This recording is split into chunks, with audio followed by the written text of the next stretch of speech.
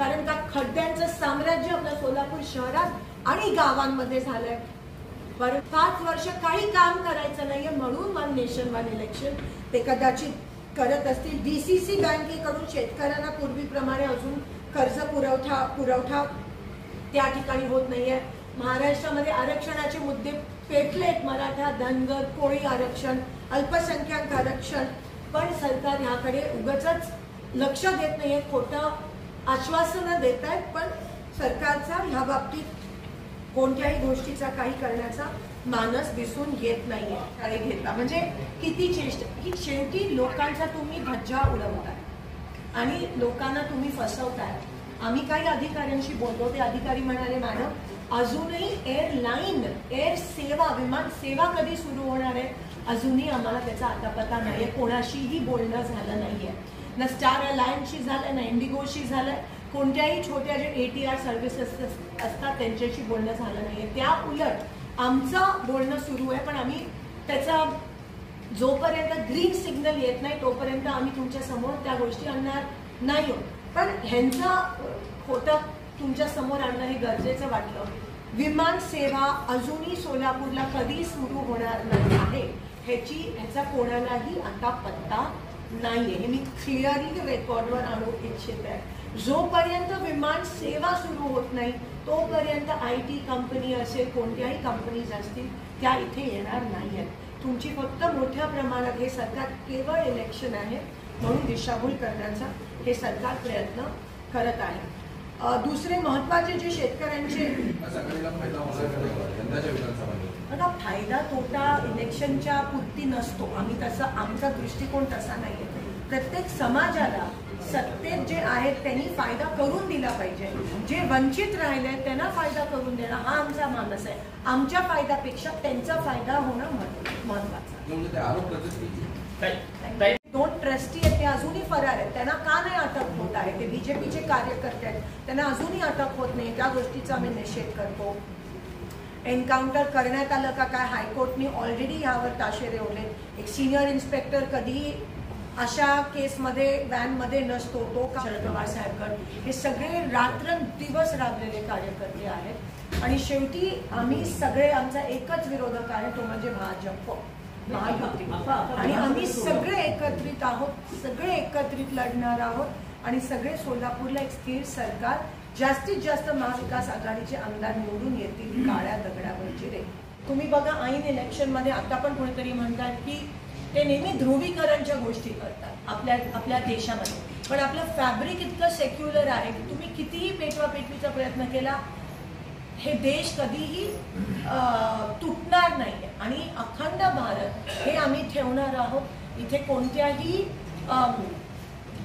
कोणाला कमी लेखणं, कोणाला वर लेखणं ही महाविकास आघाडी किंवा इंडिया अलायन्सची नीती नसणार आहे। सर्वधर्म समभाव, लोकशाही, संविधान वाचवणं ह्यावर आम्ही इलेक्शन लढणार आहोत। विकासाच्या मुद्द्यावर आम्ही लढणार आहोत। भीती, ध्रुवीकरण, दंगली पेटवणं, त्यांचे काही लोक, त्यांनी जे भाजपने काही लोक ठेवले नेते मंडळी, त्यांचं काम एवढंच आहे। आज तुम्ही बघा काही दिवसापासून महाराष्ट्राला अतिशय, आमच्या महाराष्ट्राला गालबोट जर पोचत असेल यांच्याकडून, आमच्या महाराष्ट्राच्या एकीला जर गालबोट पोचत असेल तर आम्ही गप्प बसणार नाही आणि आम्ही अजून तुम्ही जेवढं करा तेवढं आम्ही अजून एकत्र येऊन, महाविकास आघाडी एकत्र येऊन ह्या महाराष्ट्राला एक सॉलिड गव्हर्नमेंट देण्याचा आम्ही डबल त्या ठिकाणी प्रयास करणार आहोत। पण कुठेतरी हे थांबायला पाहिजे। हे हेट स्पीच, हे पर्सनल अटॅक जे करतात, हे आधी असं राजकारण नव्हतं, तुम्हाला माहिती आहे। अनेक वर्षापासून एक वेगळी मैत्री असायची लोक विरोधी पक्षामध्ये देखील, पण आज एवढ्या खालच्या पातळीला ह्यांच्यामुळे ते राजकारण आलंय।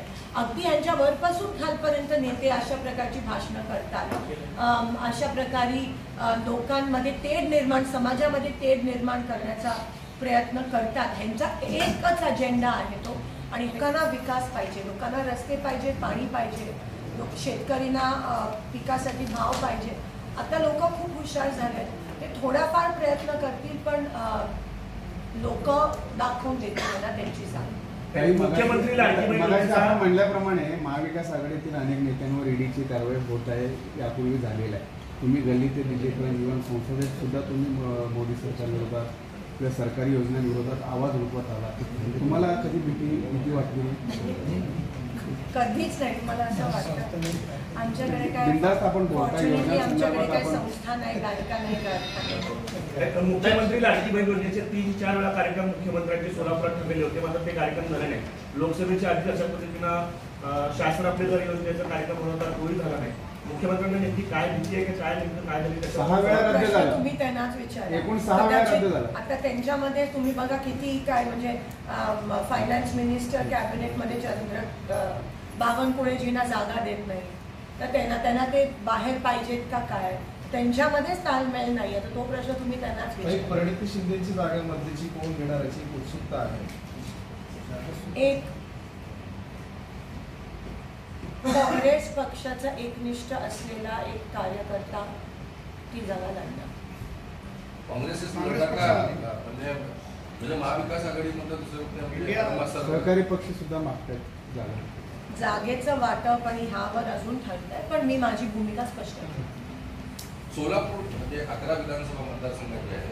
काँग्रेसला किती मिळणार? कारण तुम्ही परवाच्या एका मीटिंगमध्ये आहे काँग्रेसच्या बैठकीमध्ये 6 जागांवर तुम्ही मागणी केली. बघा, आम्ही सगळे 3 जण सगळे वरिष्ठ नेते एकत्र बसून व्यवस्थितरित्या काही भांडण न होता, काही न होता, काही आर्ग्युमेंट्स न होता जागेच्या वाटपाबद्दल चर्चा होणार आहे आणि त्या पद्धतीतच ह्या वाटप सगळ्यांना आमचा शेवटी विजय महाविकास आघाडीच्या जास्तीत जास्त जागा सोलापुरात जिल्ह्यात आल्या पाहिजेत, हा आमचा ध्येय आहे.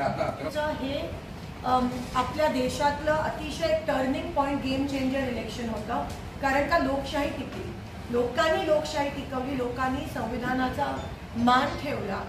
बीजेपीनी सामदाम दंड वापरून सुद्धा लोकांनी लोकशाहीला मतदान केलं. त्या विरोधात, प्रवाहाच्या विरोधात जाऊन मतदान केलं आणि त्याचं महाराष्ट्रात तुम्हाला त्याचे नतीजे त्या ठिकाणी दिसले. विधानसभेची घोषणा अजून झाली नाही आहे या सरकारकडून. मुद्दामून 2 महिने पुढे ढकललं, कारण का कदाचित अजून लाडक्या बहिणींना त्या ठिकाणी टेबलाच्या वरून एक प्रकारची लाच द्यायची होती असा आमचा आरोप आहे. दुसरी सर्वात महत्त्वाची गोष्ट जी ह्या सरकारकडून सोलापुरात करण्यात आली, एअरपोर्टचं उद्घाटन.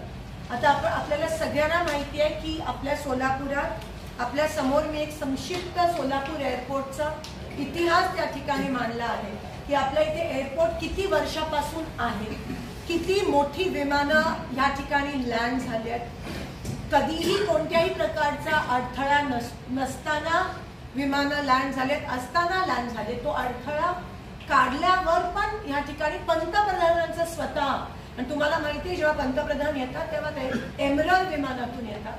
जेव्हा सुशीलकुमार शिंदे साहेबांचा वाढदिवस होता 75वा, तेव्हा आम्ही 29 विमानं या ठिकाणी लँड केलेली. पंतप्रधान प्रेसिडेंटचं पण विमान या ठिकाणी लँड झालं. स्वतः गृहमंत्री असताना त्यांचं फॅल्कन किंवा एमरल जे ATR एवढं असतं, आपल्या इथे ATR पण लँड होत होते. विमानतळ सोलापुरात आधीपासून आहे. तुम्ही किती फसवणारा सोलापूरकरांना. आम्ही विमानतळ नाही, आम्ही विमान सेवेची मागणी करतोय. विमान सेवाचा नामोनिशान नाहीये तुमच्या एअरपोर्टमध्ये. विमानतळ एअरपोर्टचं उद्घाटन परवा घेतलेलं आता रद्द करून दिल्लीत 2 मिनिटाचं. अहो, तुम्ही अजून किती फसवणार. एअरपोर्ट आमचं आहे. आमची रनवेची स्ट्रिप पण त्याची साईज पण वाढवण्यात आली. लँडिंग होते मोठ्या मोठ्या विमानांचं, आणि आज तुम्ही लोकांना सांगता की एअरपोर्टचं उद्घाटन होतं. म्हणजे नेमकं काय चाललंय तुमच्या इथे? पण ऐन इलेक्शनच्या तोंडावर तुम्ही एअरपोर्टचं उद्घाटन करताय.